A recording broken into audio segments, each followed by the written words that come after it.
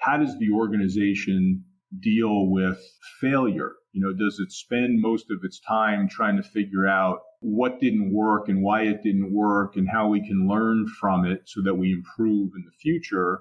Or does it spend most of its energy organizationally trying to figure out whose fault was it and who screwed up and how can we punish, torture, or get rid of that person who made the mistake? This is the ERP Organizational Change Journal podcast, brought to you by Nestle & Associates, a Newport Beach, California-based ERP organizational change management firm serving the private equity industry. The ERP OCJ seeks to share expertise, insight, experience, and research, and to create effective conversation to help guide ERP organizational change to real, measurable, and verified success. And now, here's your ERP expert and host, the founder of Nestle & Associates, Dr. Jack Nestle. Hey, Jack here. Today we're going to dive into one of my favorite topics and what I absolutely think, based on anecdotal evidence and formal research, is a fundamental key to ERP organizational change success: transformational leadership. In this episode, our guest will share some ideas behind the art and science of leading transformational change. All of us here at the ERP OCJ hope that you find this podcast useful as we share lessons learned, discover best practices, and explore the human element components of ERP organizational change. In this episode, we will discuss the secret sauce for leading transformational change with Mr. Ian Ziskin. The topic of our conversation today will be based on the book, The Secret Sauce for Leading Transformational Change, in which our guest Ian and the Consortium for Change, or C4C, are the authors. Ian is the president of Exec Excel Group, LLC, has 40 years of experience as a business leader, board advisor, and member, coach, consultant, entrepreneur, teacher, speaker, and author. He's the co-founder and partner of Business Insight Group, co-founder of the Consortium for Change, and co-founder of the Create Project. His global leadership experience includes Chief Human Resource Officer and other senior leadership roles with 3 Fortune 100 companies. He has served on numerous boards of directors and advisory boards, including USC Center for Effective Organizations, USC Marshall School of Business, and Center for Advanced Human Research Studies at Cornell University. Ian has also written or co-edited 4 books: The Secret Sauce for Leading Transformational Change, Black Holes and White Spaces, Reimaging the Future of Work and HR with the Create Project. His third book is 3, The Human Resources Emerging Executives, and Will Be, 13 Reasons Will-Bees Are Luckier Than Wannabes. And all of the links to these books will be in our show notes. Joining us from Sag Harbor, New York, Ian, welcome to the show. Great to be with you, Jack. Thanks for having me. It's a pleasure to have you today, and really looking forward to sharing some of your work and your experience with our listeners. So thank you so much for that. Ian, before we get started here, can you tell our listeners more about yourself? Introduce yourself further, if you would, please. Sure. Yeah, happy to do it. As you mentioned, I've been in the human resources and leadership game now for a little over 40 years. I'm quite fortunate to be somebody who's somehow stumbled into a career that I love and focus area that I'm very passionate about. Basically, my career, you'd say, divided into 2 separate but very related chunks. I spent the first 28 years of my career working in large companies in the human resources arena, primarily. Toward the latter part of my corporate life, I was the chief HR officer for 2 companies, most recently a company called Northrop Grumman in the aerospace and defense industry. And then about 12 years ago, the entrepreneurial side of me started popping out, and I launched my own coaching and consulting firm at that time, Exec Excel Group, as you mentioned, which is essentially a portfolio of a variety of things that cut across senior level coaching, a lot of leadership development work, and advisory work with boards of directors, and smaller, more entrepreneurial kinds of companies, which has been a great experience for somebody like me who spent so much time growing up in larger companies. I've learned a ton from hanging around entrepreneurs, and that's been great. And as you mentioned, Jack, when you're introducing me, sprinkled in between all of those things has been some writing and a lot of speaking. So I'm really happy to be here today to share some of the things that we've learned in putting together this most recent book, The Secret Sauce for Leading Transformational Change. The only other thing I'll mention is I'm now based in a place called Sag Harbor, New York, which is on the east end of Long Island, and originally from the New York area, spent about 30 years almost living everywhere but New York, traveling around the United States and the world, and now back here in a part of the country I have a lot of familiarity with. And probably the most exciting thing that's happened in my life recently, other than this book that we wrote, is two granddaughters over the course of the last 18 or 19 months. And so that's been a life-changing personal experience. Congratulations. That's awesome. Well, great. Well, thank you, Ian. We're so happy to have you today and looking forward to sharing some of your insights for sure. Before we get started, I do want our listeners to know that one of my last questions to Ian will be, is there really a secret sauce for leading transformational change? After all, Ian does state in the intro to his book that, quote, there really is a secret sauce for leading transformational change, end quote. But as we progress through the questioning for Ian, maybe think about this. There are often many diverse views on leading transformational change. Some views may be founded in anecdotal evidence, shared experiences, and/or research. What we do know is that organizational leaders and their leadership styles can vary greatly, and organizational contexts can vary greatly. And as a result, you often hear conflicting perspectives, insights, experiences, ideas, and views of what leading successful organizational change looks like. But is there really a common denominator or secret sauce to be learned from CEOs, senior business leaders, HR leaders, organizational culture and transformational change experts? Well, I think today we're going to find out, at least get part of the answer, if not the full answer to that question. And it's a question I'm just fascinated by. So, Ian, thanks again. I'm looking forward to diving in here and picking your brain. Sure. Excited to be here. So, Ian, the first question is, and again, without giving away the secret sauce, what inspired you to write your book and compile a book just talking about such a topic, leading transformational change? Yeah, actually, Jack, it was a couple of things combined. Maybe first, sitting here at home, like so many of us were during the peak of the COVID-19 pandemic, I was observing what was happening in the world around us, not only in terms of the significant health impacts, which obviously were enormous and in some cases, very devastating for people, but also economic uncertainty and some of the political division, certainly in the United States, that was starting to emerge around that issue as well, and began thinking, what does it really take for people to survive and perhaps even thrive in periods of large-scale transformational change? This then led me to think about the topic of leading transformational change. I pretty quickly figured out I wasn't really smart enough to write about it on my own. Now, I'm fortunate, as you mentioned, to lead this really fascinating community network of independent coaches and consultants that we call the Consortium for Change, or C4C for short. And it's about 75 or so independent, very successful and experienced coaches and consultants, many of whom are also quite expert in and very interested in the topic of leading transformational change. So part of what inspired me to write the book was the opportunity to collaborate and bring many disparate, diverse perspectives to this book. I've more recently become rather fond of calling it 200 voices in under 200 pages, because between the essays that people contributed and the interviews with senior level leaders that they conducted and the survey input that we received, we literally do have about 200 voices that have contributed to the book.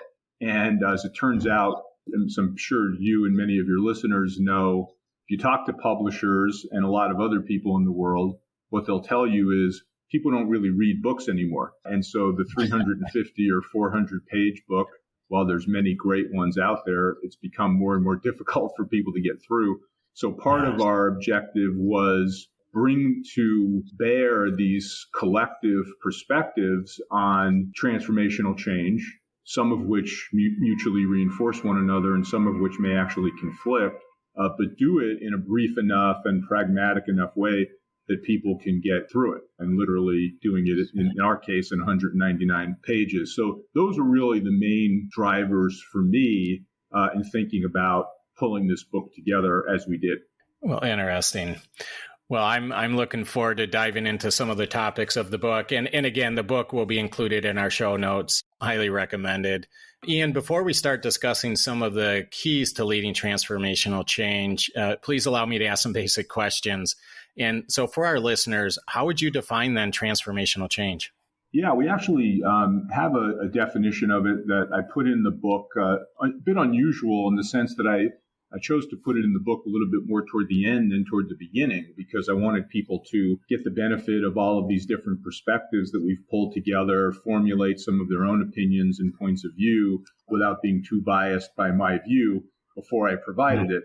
But the way that I define transformational change is really to completely rethink and reposition the what, why, how, when, who, and where of things that are associated with change, also doing that in a way that dramatically improves the effectiveness or happiness or health or even survival of someone or something. So just to underscore a couple of points related to what I just said, for it to be transformational change, in my view, it needs to involve some degree of significant rethinking and repositioning of how things are being done and why they're being done. But it also needs to result in some definable and hopefully measurable sense of dramatic improvement. And the improvement needs to focus on effectiveness, or perhaps happiness, or perhaps health, or perhaps survival, at the individual level, team level, organizational level, or perhaps even societal level. Because the way we dove into the book, we looked at leading transformational change through a variety of lenses, which included the individual lens, the team lens, the organizational lens, and by implication, had some impact on change, large-scale change, at the societal level as well. So that's how I tend to think about transformational change. Interesting. And I had two follow-up questions for you, and bear with me because you somewhat answered those, but I just kind of want to emphasize for our listeners, what would you say then specifically drives the need for transformational change? And as you'd mentioned, Ian, obviously we're really, this conversation is in the context of organizationally, it can be for, community, it could be individually, right? I think some of the topics we're talking about today actually apply across those different units, right? Is that a fair statement? Oh, yeah, a very fair statement. And it's one of the most fascinating things that I've learned in my own experience as a leader or a coach or a consultant, but also pulling the book together, where you pretty much have to acknowledge the fact that the impetus for large-scale transformational change comes from a variety of different angles, not always necessarily expected. So, for example, I think one of the big misconceptions of leading transformational change, or really any kind of change, is that it's well thought out, it's anticipatory, it's well planned for, you can see things coming around the corner that you recognize and know that you have to somehow address, and therefore that sense of anticipation and planfulness somehow seems more strategic. Now, it does turn out there are plenty of examples of successful transformational change that are, in fact, anticipatory, well thought out and planned for, but there's actually many more that come from unanticipated circumstances where the individual or the organization really isn't particularly well prepared. One of my favorite quotes that I put in the book is from Mike Tyson, the heavyweight boxer. He was being interviewed a number of years ago by a member of the media who was asking him about his strategy for the heavyweight bout that he was about to be in. And he said, everyone has a plan until they get punched in the mouth. And I think that actually, that's a great one. It actually applies really well to the whole concept of leading transformational change, because most organizations, even if they are anticipatory and smart enough to see around corners and connect the dots that are required to see the need for change, they still get punched in the mouth. Circumstances change, almost instantly. And so there's a really high premium on organizations and individual leaders, I would say, who have the the flexibility and the agility to deal with shifting gears in the moment, to deal with the realities that they're confronting. Even if they had a plan, that plan will be less than perfect and by definition will need to be adjusted many times along the way. That's a fairly significant learning for me and I think a lot of others who contributed to this book. Yeah. Hence, transformational and not transactional change. Right. It's a transformational process. Exactly. So clearly, transformational change is very intentional, deliberate, and strategic in most cases. How would you define that? And I know this is a bit general question and maybe a bit loaded, but then how would you define successful transformational change based on my last two questions? Well, going back to something that I shared in the definition, the way you measure it, of course, varies quite a bit from company to company, organization to organization, circumstance to circumstance. But I think what you're always looking for generically needs to be somewhat the same across all circumstances. And that is, can you demonstrate some dramatic improvement in certain things that matter? And the things that matter might be the effectiveness of the individual or the team or the organization. It might be the happiness or health of a person or the organization. When you think about the concept of organizational health, it might also be survival. And I use that term both figuratively and literally. If you think about survival of the individual who needs to make a dramatic change in health-related practices, for example, or societies that are fighting whatever it may be that's their latest challenge, war, climate change, pick your disaster of the moment. Yeah. Does the society have the ability to dramatically change and improve things enough in order to actually fight through to the other side and survive? Those are the types of things that you ought to be looking for and measuring in order to be able to demonstrate that you've actually successfully worked your way through a large-scale transformational change. Yeah, interesting. And I actually want to circle back on a couple of points you just made here shortly. But as you'd mentioned, it starts with there's a motivation for the change in one way, shape, or form, right? And then it's intentional, deliberate, strategic. And then once you're aligned, or if you're an individual, once you understand what that is, then I think the key word you had mentioned, in my view, is it's successful because you can measure it or you attempt to measure it, right? So, maybe if you're an individual and you're looking to maybe improve your health, maybe simplifying it, but maybe not. For a lot of people, this may be a transformational change, but maybe it's as simple as getting your cholesterol level or your blood pressure to a certain point, right? If you're an organization, maybe it's, to your point, maybe it's a healthier corporate culture, which can actually be measured as well. So I think the idea here is part of that process of going through transformational change is to be as clear and articulate as you can on what your end game is and then having a way to measure that. Did I summarize that fair?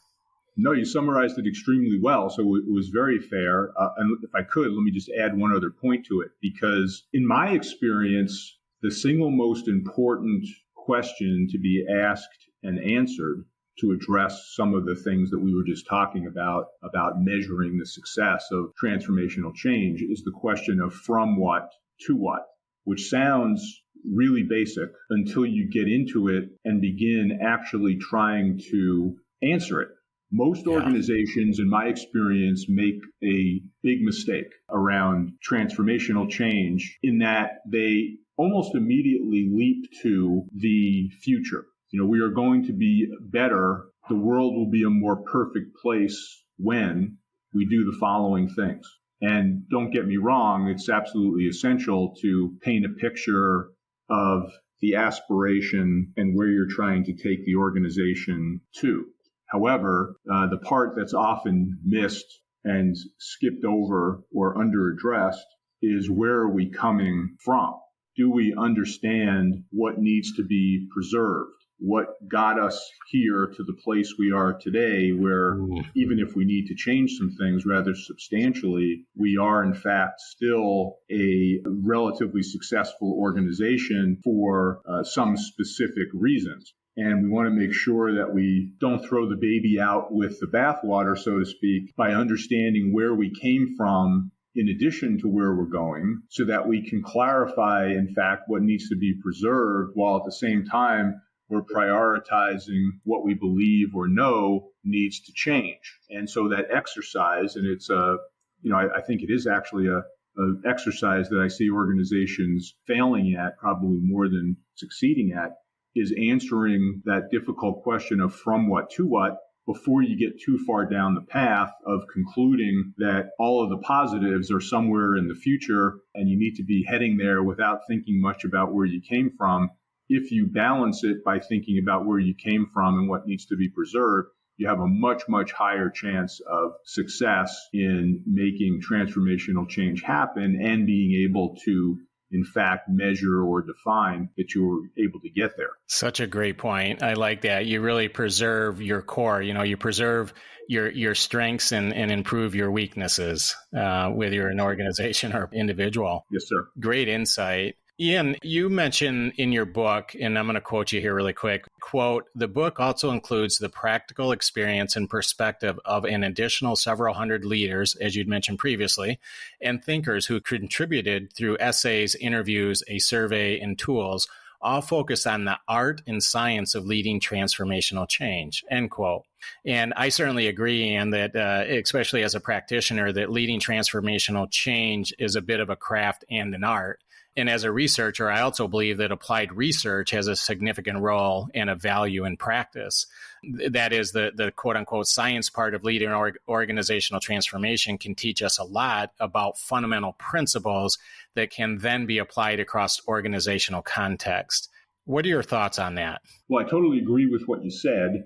And I also want to make sure that we're not engaging in false advertising here for any of your listeners, so that they would know what to expect if in fact they decided to pick up a copy of the book. So for sure, we use the terminology art and science, and we mean a little bit of both. Mm-hmm. But I do want to be clear that this is a very practitioner-oriented book. Yeah. So in addition to myself and everybody else who's contributed to this book, would typically be people who are senior leaders and executives who've driven large-scale transformational change themselves, or in some cases been driven over by it, where they're the victim and recipient of what's been changed.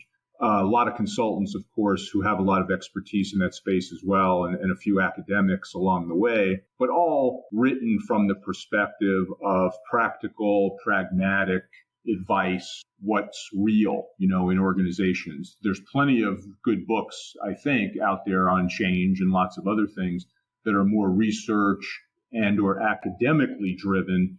This book is not. And so we're trying to take the perspective and look through the lenses of people who've actually lived it and done it and worked through both the successes and the failures on the way to successful large-scale change, as opposed to something that's a little bit more research or academically oriented. And I just want to make sure we make that clear. Sure. Yeah. And it is a great book, and I highly recommend it. Very well done. Great stories, great experiences shared throughout. Ian, what would you share, and what does the book share about the idea of valuing strategic vision? It seems to me that a shared vision would be a place to start for any transformation. Yeah, one of the more important learnings from the book, in fact, one of the elements of the secret sauce that you referred to, and I imagine we'll come back to some of this further into the conversation, but this particular one applies very directly to your question, is the importance of what we call in the book, define, align, and refine the what and why.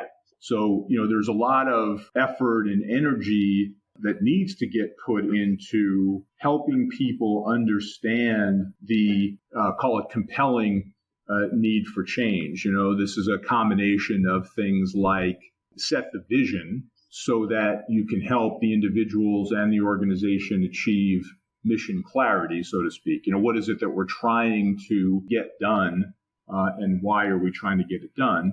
it also includes the element, as we were talking about a couple of minutes ago, of what in fact are the ways that we measure success.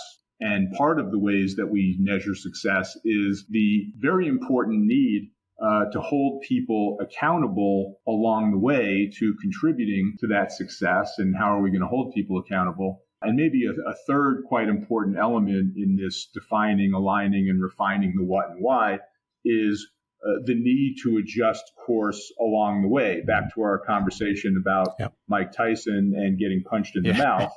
There's this very important element of whatever your plan is, whatever vision you've set, whatever level of sense of urgency you've created about trying to drive change, you have to build into your assumptions and to your game plan the inevitability that stuff you're going to try is not going to work. Not everything is not going to work, but some things are not going to work. And it's extremely difficult to know in advance what's going to work and what isn't going to work. So everything needs to be built around the reality and the assumption that we're going to have to make adjustments in our approach along the way. So back to your original question, setting a vision is extremely important. Helping set the tone for where the organization needs to go is extremely important. But none of that can negate the realization that you've got to bring other people along with you, help them understand what you're trying to accomplish and why, and just plan for the reality, which is that stuff's not going to work and you're going to have to make adjustments and be flexible and adaptable along the way. Otherwise, you drown before you even really know it. Yeah. Wow. Great answer, Ian. So I just want to maybe drill down a little bit further into that idea. You know, you'd mentioned obviously one of the values of strategy and alignment is being able to adjust and setting the tone, as you'd mentioned, and being flexible and bringing people along, bringing people together. And that means there can be competing interest, right? And so one of the things I appreciated, the idea behind your chapter 2 actually called the beauty of A-N-D, where you share that leading transformational change, perhaps more than any other aspect of leadership, is highly dependent on the will and skill to reconcile competing priorities. And then you go on to say, but truly effective transformational change is not about winners and losers or either or. It's about the beauty of A-N-D. Can you elaborate a little bit more on that for our listeners? As you'd mentioned, you know, this idea of bringing people along. Well, when you bring people along, there's all sorts of different motivations and knowledge and, you know, different influences that come along with that transformational effort. And so, you know, it's pretty common that there can be conflict and competing priorities. So can you drill down into that for us a little bit more? Yeah, of course. Thanks for calling that out, because it turns out to be, in my humble opinion, one of the more important learning points from the book. Clearly, there's examples over and over and over again when you're trying to do something as complex as leading a big transformational change effort. You have to master paradox. You know, by definition, there are conflicting concepts that have to be reconciled. It does turn out quite often that, you know, two things can be true at the same time, even if they seem in some ways in opposition.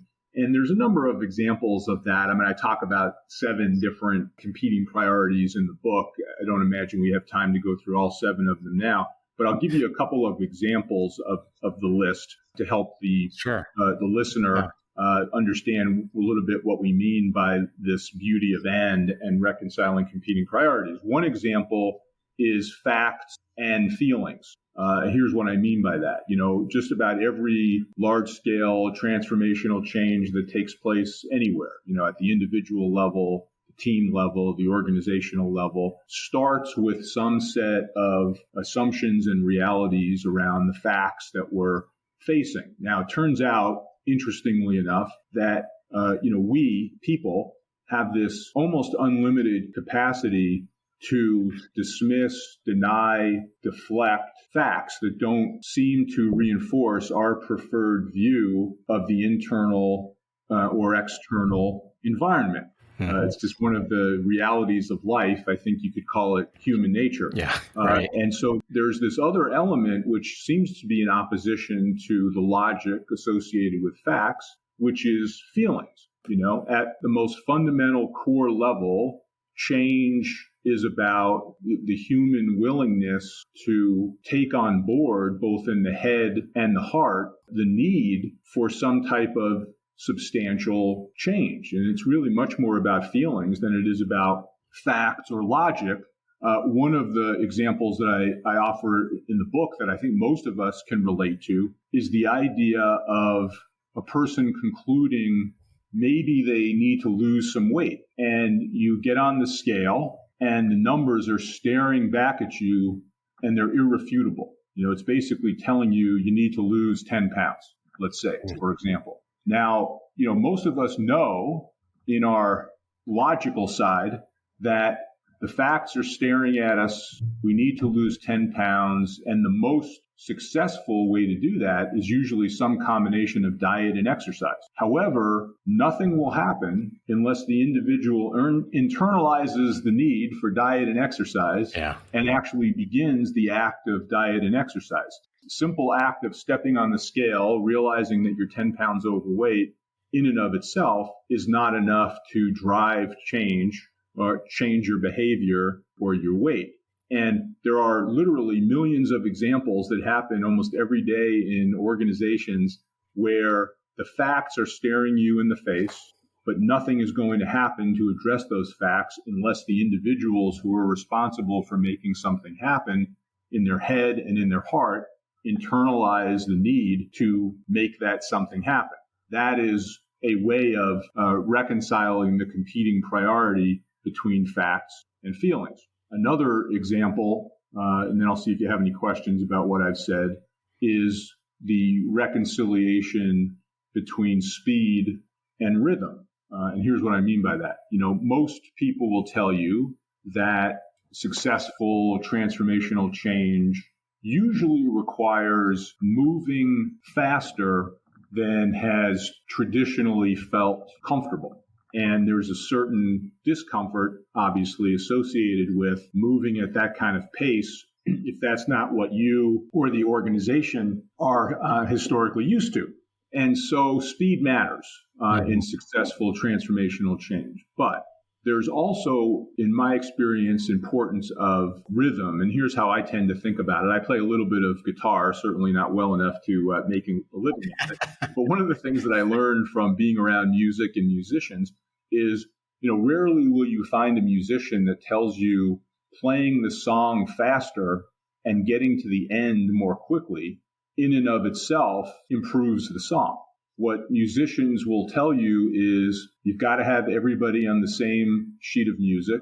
The song has to go at a certain pace and rhythm. We want to make sure that people are playing in harmony. And at the end of the day, being able to do all those things tends to make for more beautiful music. Playing the song faster does not necessarily make for more beautiful music. And in fact, in many cases, if you think about it, music played in harmonious fashion and at the appropriate rhythm is beautiful. Music that isn't is basically noise. And that's the same principle that applies to the pacing and emphasis on speed in driving transformational change. Yes, speed matters, and moving faster than you would typically like to move usually leads to more success. But you've got to bring other members of the band, so to speak, along with you at the appropriate rhythm and pace. Otherwise, you're just going to create noise in the organization, and speed by itself will not get you where you want to go. Yeah, key point. And I highly recommend that our listeners check out your book, but I really liked your 7 paradoxes. They're great points that I think any transformational change agent or practitioner should really take a step back and reflect on some of these. And one of the things, Ian, as you said, feelings and emotions are a part of being human, right? And it's a non-escapable reality of transformational change. And then you take these human beings and you put them in different teams, right? Or maybe different stakeholder groups or departments, whatever it is in that organization. And that can create certain dynamic complexities.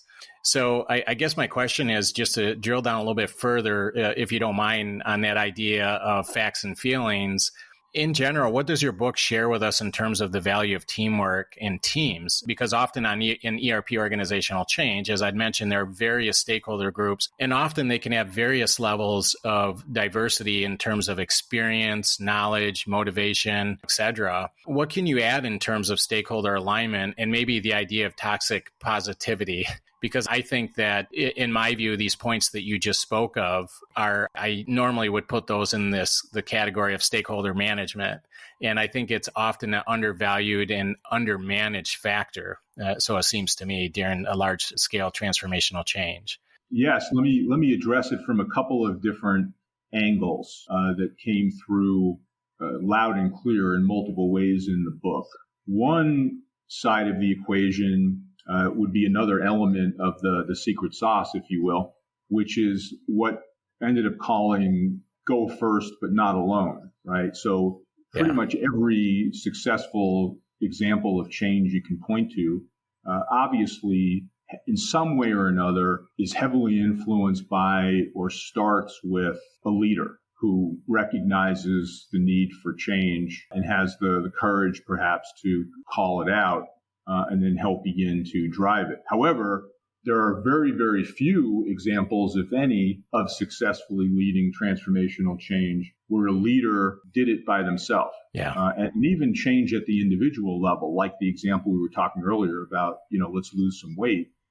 Very rarely does the individual who loses weight do it all by themselves. They're usually surrounded by other people who are providing at minimum positive reinforcement, in some cases supported by, a personal trainer or friends at the gym or others who are sharing in the dieting process to help bring people along. So it's quite typical for successful transformational change, even when there's a highly effective leader, to be surrounded by other people who can contribute in substantial ways to making it happen. One of the expressions we use in the book is leaders of transformational change travel in packs. They're not doing it alone.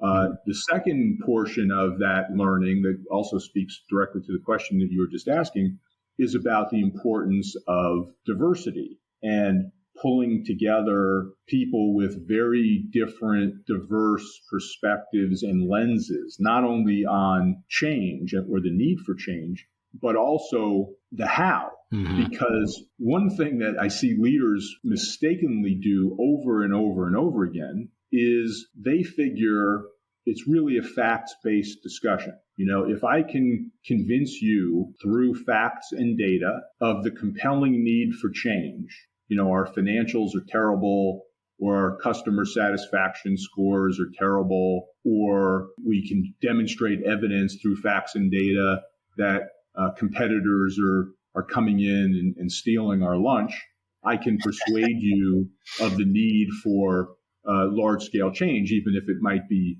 uncomfortable. And as we were talking about earlier, even though all that data is extremely helpful, rarely is it enough. You have to surround yourself with diverse people who have alternate points of view, who may see the external or internal environment that you're dealing with in different ways than you do. Mm-hmm. And then lo and behold, you actually have to listen to and allow yourself to be influenced by them.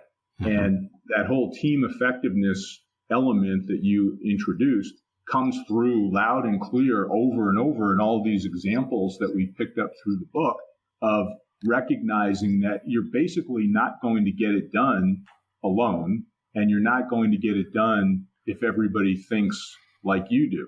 And there's a variety of different examples that come through in the book on that. And one of the things we can either get into now or a little bit later is this idea of who are the influencers and who are the resistors in the organization, because those kinds of people also will make a huge difference in successfully making change happen. Yeah, absolutely.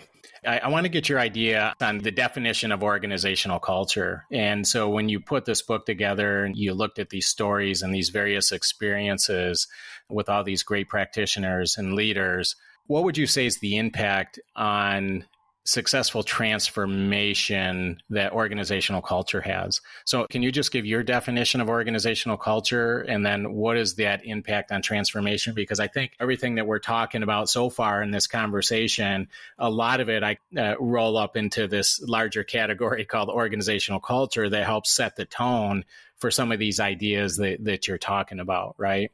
So can you maybe share on those couple of points with our listeners?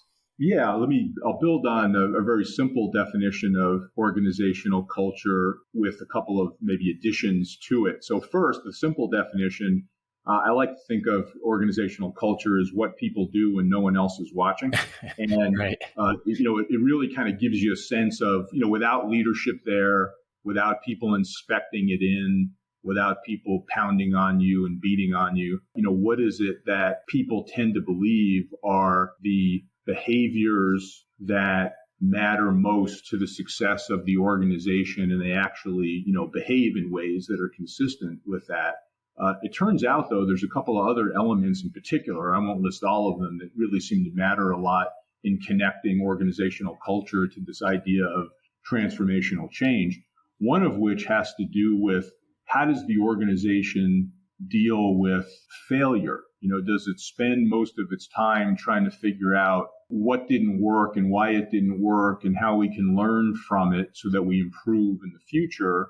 Or does it spend most of its energy organizationally trying to figure out whose fault was it and who screwed up, and how can we punish, torture, or get rid of that person who made the mistake? Mm-hmm. Every organization has, different elements that are positive and negative about their culture. But if you want to look to a common denominator of organizations that seem to do better at these large-scale transformational changes, typically an organization that kills the people who make mistakes, they try things, complicated, difficult, but necessary things, and perhaps they don't succeed, or they don't succeed the first time. All you have to do is once or twice very prominently punish or fire or torture in some other way the people who didn't succeed, and everybody else takes their cue from that pretty quickly. So if you have a culture that tends to promote not necessarily an acceptance of failure, I'm not suggesting that you should embrace failure and think it's awesome. What I'm suggesting is recognize the inevitability of certain failure along the way as you try difficult, complicated things, and also recognize likewise the importance of not beating up or destroying or diminishing or firing the people who made those mistakes in the spirit of trying to find better ways to do things. If you can embrace the inevitability of failure, you almost by definition embrace the notion of the importance of big, complicated change, because big, complicated change is by its definition difficult. Yeah, absolutely. I think the next question here, and I'm just curious, in your book, and again, for our listeners, we're talking about the secret sauce for leading transformational change. There's many factors shared throughout your book that leaders deploy, right? And just to share some with our listeners, this includes terms such as set a new vision, mission, or sense of purpose, drive culture change and innovation, build a new team, insisted on collaboration, held people accountable, communicated more transparently, made people feel like owners, recognized change champions, built trust, took risk, learned from failures. And it seems to me a common theme, Ian, throughout the book is that the successful transformational leaders are quite reflective. And you also mentioned in your book that every leader learned from both what they did and what they did not do. So I guess my question is reflection a natural thing for leaders, or does it come with intent in practice, or is it somehow a lesson learned? What's your thoughts on that? Well, I'll start with the premise that it's really not natural for most people. And so it's more rare than it is common. But, not to sound too cynical, I would say that the leaders who are more reflective, who learn from experience and mistakes, like we were just talking about with failures, and encourage other people to do the same, are almost always going to be, especially over the long term, much more successful at leading change than people who are much less reflective, because those less reflective people, as we saw over and over again, tended not to learn from mistakes, tended to repeat them, tended to blame other people for them, and tended to, almost dismiss things that didn't work as somehow the fault of the process or other people or lack of resources. It was almost other focused. It's almost always other focused. It's some other reason why things didn't work. It's some other person that dropped the ball and didn't do their job. And a highly reflective leader generally figures out pretty quickly that while there probably were plenty of things that contributed to the lack of success, perhaps the single most important one was me, the leader. And what did I do or not do? What could I have done differently to set the right tone, to provide the right resources, to offer the right encouragement and guidance to people to more successfully execute on the change that we were trying to execute on. So reflection turns out to be an extraordinarily important element of the character and the behavior of successful leaders of transformational change. Yeah, that's interesting. I asked that question deliberately because in some of my own formal qualitative research, I would say hands down with some of the transformational leaders, a primary, I think, attribute or character across the board was a very reflective nature. Just the ability to really reflect and ask questions and really learn from their experiences. So very, very interesting answer there, Ian. Thank you for that. But I would like to actually piggyback on that question in regards to a common denominator. One of your chapters is a compilation of great input from 150 people who have led transformational changes, been affected by them or both, as you'd previously mentioned, Ian. And your book shares that primary themes that emerged were, and you touched on a couple of these, but I'd like to repeat these for our listeners. But number one, go first, but not alone. Number two, define, align, and refine the what and why. And three, energize the village. Those were three primary themes that emerged throughout this work and stories from 150 people. So I'm going to save the meat and potatoes for our listeners, Ian, and they need to read your book. But please tell me more about the energizing the village piece, and what does that look like tactically? Yeah, the energizing the village piece really comes back to this whole question of the hearts and minds of the human beings who have to drive and participate in the change. So, one of the things we say a number of different times in the book is leading transformational change takes a village. You're obviously not going to do it by yourself. But a big portion of leadership success and making it happen is creating the energy and the engagement that's required to bring these other people around. One of the contributors to the book described it as creating and promoting pull, so that you've got, individuals that, want to be part of the change and understand what is being asked of them, rather than having this, large, scary, complicated change pushed on them and them trying to figure out, whether it's something that they should embrace or whether they should resist, with every fiber of their being. Now, a lot of people, always ask the question, is there any magic to creating that energy and engagement and excitement and making it fun? Because not all aspects of big change is fun. And there's no one magic bullet, but one consistency that comes through over and over again that seems to work better than most things is listen, and listen some more. I think a lot of times we talk about successful change. One of the big elements of success is communication, at its most generic level. What I worry about, even though communication, of course, is important, is when you talk about the importance of communication, people's heads almost always go to tell. Particularly if I'm a leader, I'm going to spend a lot of my time telling you about the compelling need for change and telling you about the facts and telling you about the data and telling you about all these things that require that we do things differently. And a certain amount of telling is important, but it needs to be far, far outweighed by listening, understanding from other people's perspectives at a variety of different levels in the organization, what's happening with the customer, what's happening with the external environment, what's happening with your employee base, and where the biggest obstacles are that need to be overcome and where the biggest hassles are that are getting in the way of people doing the best job that they can possibly do. All of that comes from listening. And it turns out if you're a great listener as a leader, that is unbelievably energizing and motivating to the people who are being heard, because in most cases, they feel like they haven't been heard for a very long time. Yeah. And I think, Ian, listening to your response to my questions today and listening to the way that you describe effective leaders, transformational change leaders, I'm certainly picking up on two attributes. And one is this idea of empathy, leadership with empathy, and the other is just listening, right? Which I suppose in a way, good and active listening is a form of empathy. And there's been a lot of work. There's been a lot of research done that really demonstrates quite well that those are two pretty important attributes of transformational leaders for sure. Ian, I really appreciate your time today. And if you don't mind, I have about 3 more questions I'd really love to ask you. And my next one is, in your chapter 8, it's titled, Don't Do It. And you share a fantastic point that I'd like you to share with our listeners. And that is, don't, quote, confuse doing things differently with improving results, end quote. Can you elaborate on this idea? And what I'd like to know is, in your experience, how much do you see this happening?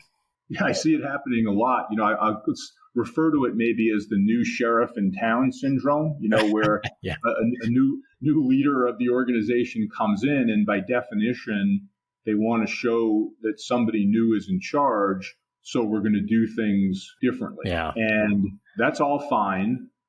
Except for the fact that there is a huge difference between doing things differently and improving things. That came through many, many times in many ways as we were putting this book together. And so, for anybody who's listening, I would offer up the advice that not only don't confuse difference with improvement, but understand that when you change things intentionally or even unintentionally, it's a system. One thing leads to another, which leads to another, which leads to another.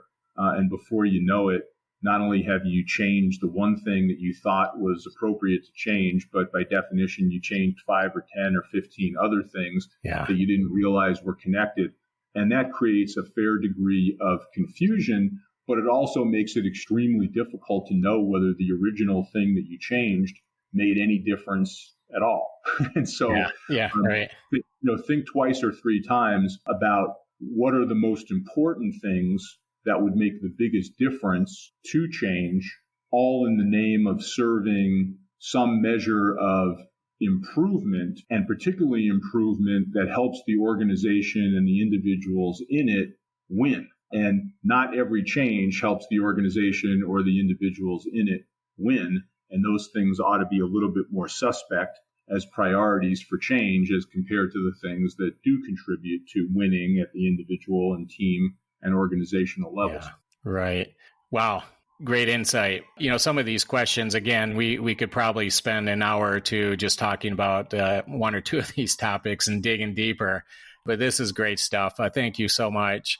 Okay, Ian, without giving away the full sauce, I think we should leave that up to our listeners to explore your book. But you shared a lot of insight with us today. But what exactly is the key idea of the secret sauce for leading transformational change? Well, it turns out, first of all, not to disappoint, but there isn't, in my experience, one key idea as much as it is the blend, a variety of different things that all go into, as if you were, putting together a secret sauce recipe for your pizza or your pasta. It's what goes into it in terms of the individual ingredients and how they interact. There's 10 different elements of the secret sauce that we talk about in the book. Obviously, we don't have time to cover all those here. And we already addressed a few of them. So I'm just going to touch on maybe 2 for purposes of our conversation, Jack, that we haven't really talked all that much about. Sure. Really, the first one, which we describe in the book, is start with truth, talent, and timing. Now, we've talked about a couple of these things already, so I'm just going to hit on them very lightly. But the most important one is this element of truth. So first thing you do in successful transformational change, bar none, is define reality. Understand the circumstances that your organization is facing. Oh, that's a good one. is what it is. You are where you are. As I mentioned earlier, people have this enormous capacity for denying or deflecting or explaining away data that they don't like or they don't agree with. That's usually a killer, right? So the first part is start with truth, understand the circumstances that you're in, and then to the elements of talent and timing, surround yourself with really good people who can help you address these truths. And timing is move faster than feels generally comfortable, like we were talking about earlier. The other element of secret sauce, though, that I want to hit on, because we didn't spend much time on it so far, is this idea of love, influencers, and resistors. And here's what I mean by that. Most of us as individuals and as leaders tend to gravitate toward people who we think share our view of the world, and who reinforce our perspective about the need for change and why it's needed and what the changes are that we should be bringing about. And that's fine. However, I also find the perspective of understanding who key influencers are in the organization is really important, because they're not always people in senior leadership positions. They're often people who are highly regarded, highly respected, highly experienced. They may be, 10 layers down in the organization. They may be an individual contributor, but they might be somebody who is really highly respected by a wide variety of people in the organization. And quite often, these influencers are often looked to by many other people in the organization for cues and signals about whether they should be supportive of or resistant to the changes that are being brought about. So understanding who the influences are is extremely important in getting a leg up on helping other people get more comfortable with the change. At the same time, however, there's really important other kinds of people who exist in the organization who you might think of as resistors. These people are generally a bit more skeptical. They're generally more willing to ask tough questions and push back on things that they either don't understand or don't agree with. And quite often they're doing that in the spirit of simply trying to make the change better, more effective, and more likely to succeed. So if you tend to marginalize those kind of people or dismiss them or push them out too quickly because they're not, quote unquote, getting on board fast enough, you end up losing very valuable input and perspective from people who want to make things work, but they're simply, asking some of the tough questions and pushing back on some of the unpopular things that many other people are thinking, but don't have the courage or the guts to say out loud. And both those resistors and those influencers are extremely important, particularly when it comes down to, ignoring the organization chart to a certain degree and finding the people in the organization who, no matter where they sit, whether they're in positions of leadership or not, whether they're at the top of the organization or the middle or the bottom, are actually going to help you drive change. That's one of the most important elements of the secret sauce that we discovered. And that's critical. And that's a topic, Ian, that we could definitely talk about for an hour, I think. And, part of that's this idea of maybe organizational politics. And there actually is such a thing as good politics, right? And I think in a way it's doing just that. It's leveraging your different influencers in all the right ways for positive transformational change. What a fascinating idea, for sure. Okay, Ian, my last question. If you were going to give advice to an organization regarding successful transformational change or transformational leadership, can you leave our listeners with a nice little golden nugget? Yeah, I think the golden nugget I'll leave them with that harkens back to some references in the book where we talk about what does pizza have to do with leading transformational change. I'll say that, one of the most important quotes that I picked up in pulling this book together is to believe in yourself. If cauliflower can become pizza, you can become anything. Right. Great advice. Great advice. We'll leave it at that. That's well said. Ian, thank you for your time today. I really like your book. I appreciate the work. I appreciate the contribution from so many really good leaders, their stories, their experiences, their insight. Highly recommended. So thank you for that. Can you tell our listeners how they can get in touch with you and learn more? Absolutely. Thank you for having me and for asking that question. Probably best place to go, one-stop shopping, is the book website, which is www.transformationalchangebook.com, where people can get more information about the book and summaries of the chapters, learn more about the contributing authors, including myself, order the book at a discount. And of course, it's a way of them connecting and reaching out to me directly as well. So thank you, Jack. I really appreciate you having me today. You're very welcome. And thank you again, Ian. Be well, and we'll talk soon. Look forward to it. Thank you for joining us for today's episode of the ERP OCJ podcast. This podcast is intended as a forum to study, share, and discuss ERP organizational change successes and challenges. We discuss the people, process, and technological components of ERP organizational change by drawing on knowledge from extensive research, collaborative learning, and practitioner expertise and experience. We are incredibly grateful to have friends, colleagues, and mentors join us in our podcast as we seek to promote, connect, and foster relationships in the ERP organizational change community and contribute to its success by bringing research and practice closer together. We want to make sure this is the most useful and insightful ERP podcast you listen to, and we'd love your help in doing so by leaving us feedback and a review. A great place to do so is at Apple Podcasts. Just click on the Listen in Apple Podcasts link, then click Ratings and Reviews, and let us know your thoughts. You can get more info about the show, including show notes and episode highlights for this and all of our episodes, by visiting nestleandassociates.com and clicking the podcast option. Please join us again next week as we discuss the latest ERP organizational change research, practice, and stories. And don't forget to follow us on social media, #the ERP OCJ. Thanks again for listening. Have a fantastic week.